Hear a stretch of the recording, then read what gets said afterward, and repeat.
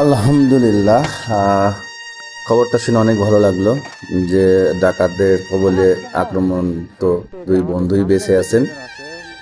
তারা এখন এক হাসপাতালে সুস্থ আছেন। তো এই খবরটার অপেক্ষায় অনেকেই ছিলেন যারা তারা অবশ্যই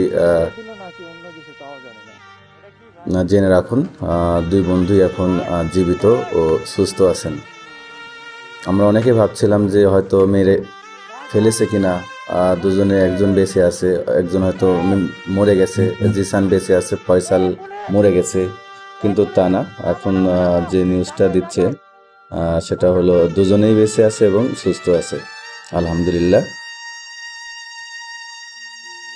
বন্ধু বন্ধুর পাশে থাকবে, বন্ধু বন্ধুর বিপদে এগিয়ে আসবে, এটাই স্বাভাবিক। তো বন্ধু এই বন্ধুর বিপদে এগিয়ে এসে যে বন্ধুকে সাহায্য করেছে, এটা একটি দৃষ্টান্তমূলক ঘটনা রেখে গেলেন ফয়সাল ও জিসান। তো অ্যাকচুয়ালি সত্যিকারের অর্থ বন্ধু বন্ধুর পাশে থাকবে, এটাই স্বাভাবিক।